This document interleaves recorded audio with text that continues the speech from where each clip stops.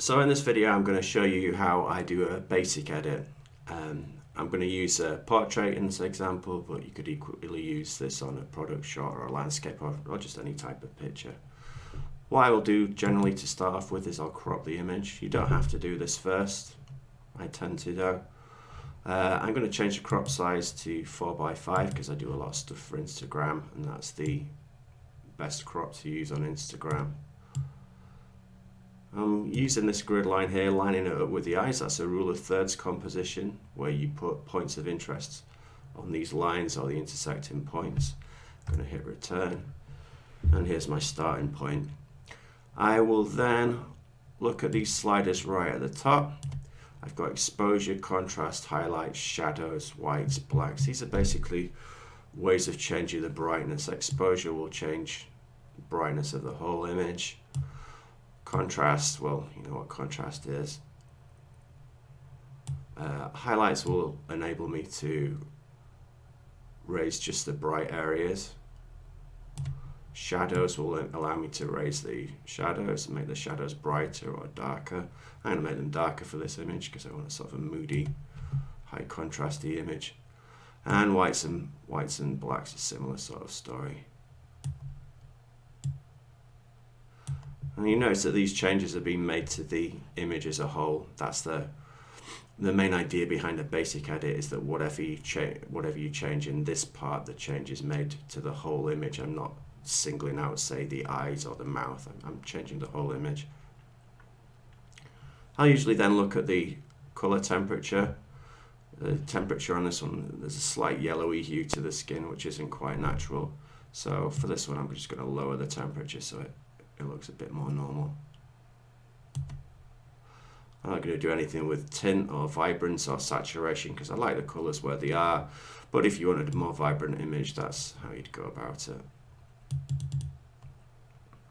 The color mixer allows us to change the hue and the brightness of specific colors. So if I look at my sweater there, it's kind of an orangey hue.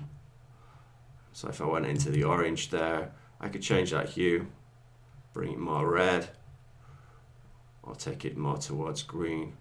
I'm not going to do that with this image, but that might be something that I would do in a different image if I wasn't happy with the colors.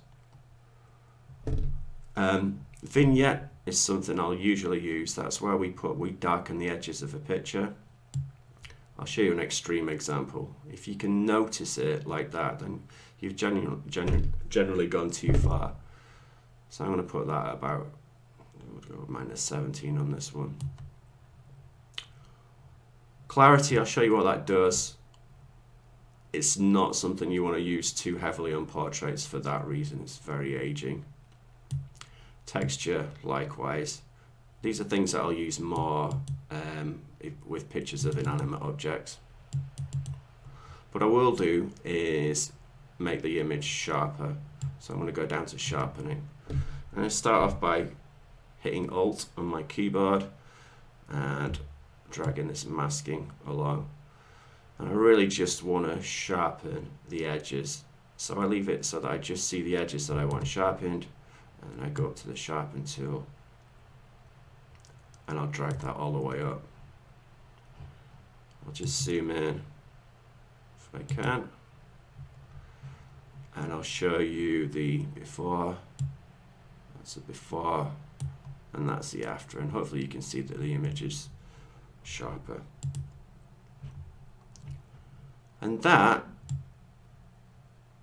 is more or less it for this basic edit. There are things that I might do if they were necessary. For example, if this photo was if this was a landscape and the horizon was slightly wonky, then I would change that here. But yeah, that's a basic edit, and that's what I will do for every single photo that I submit to a client.